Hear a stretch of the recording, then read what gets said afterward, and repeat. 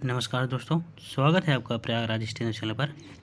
Allahabad high court test dictation संख्या है 11, कामा और पूर्ण विराम के साथ बोला जाएगा। मैटर बहुत ही अच्छा है, ध्यानपूर्वक लिखिएगा। डिक्टेशन शुरू होगी 5 सेकंड में। चैनल पर नए हैं तो जरूर सब्सक्राइब कर लें, शेयर करें और कमेंट जरूर करें। डिक्टेशन शुरू होगी 5 सेकंड में। Ready, start. मौजूदा सरकार की विदेश नीति के आलोचक भी ये स्वीकार करते हैं कि प्रधानमंत्री नरेंद्र मोदी के नेतृत्व में बांग्लादेश के साथ द्विपक्षीय संबंधों में सकारात्मकता आई है। पूर्ण विराम। प्रधानमंत्री शेख हसीना की आवामी लीग सरकार के 10 साल से सत्ता संभालने के कारण इसमें मदद मिली है। पूर्ण विराम।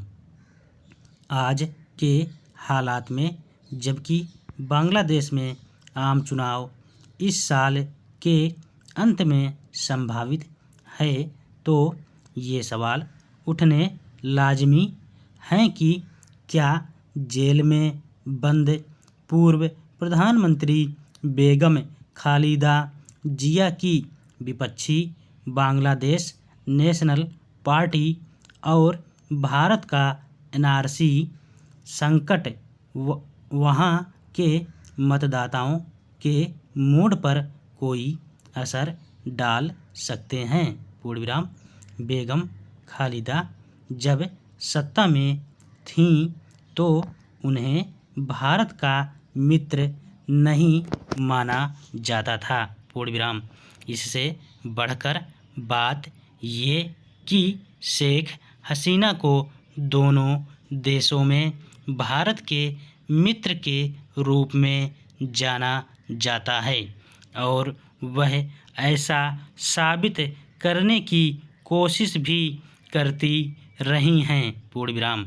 बांग्लादेश की घरेलू राजनीति की प्रतिद्वंदी प्रकृति और चुनावों को देखें तो ये कहना मुनासिब होगा कि एनआरसी उस देश में बड़ा चुनावी मुद्दा बन सकता है, खासकर ऐसे वक्त में जब बीएनपी चुनाव मैदान में कूदने को तैयार है। पूर्ण विराम। उल्लेखनीय है कि बीएनपी ने 5 साल पहले हुए आम चुनावों का बहिष्कार किया था। पूर्ण विराम। पैरा।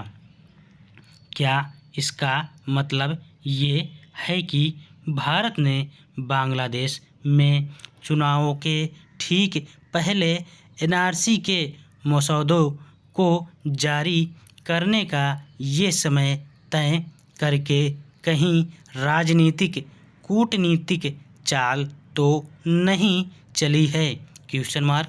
दूसरी बात ये कि ढाका में किसी भी पार्टी की किसी के भी नेतृत्व वाली सरकार अगर भारत द्वारा राज्य विहीन घोषित किए गए लोगों को उसी समय या बाद में अपना मानने से इनकार कर दे तो क्या होगा? Question mark.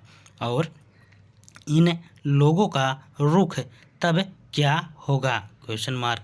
उनके साथ संबंध के मामले में भारत की स्थिति क्या रहेगी और राष्ट्रों के समूह का रुख भी क्या होगा, जिसमें भारत हाल में ही शामिल हुआ है और इसने म्यांमार और अन्य संबंधित देशों से रोहिंग्या और ऐसे अन्य राज्य विहीन लोगों को वापस लेने और उन्हें नागरिकता प्रदान करने को कहा है। Question mark. पैरा।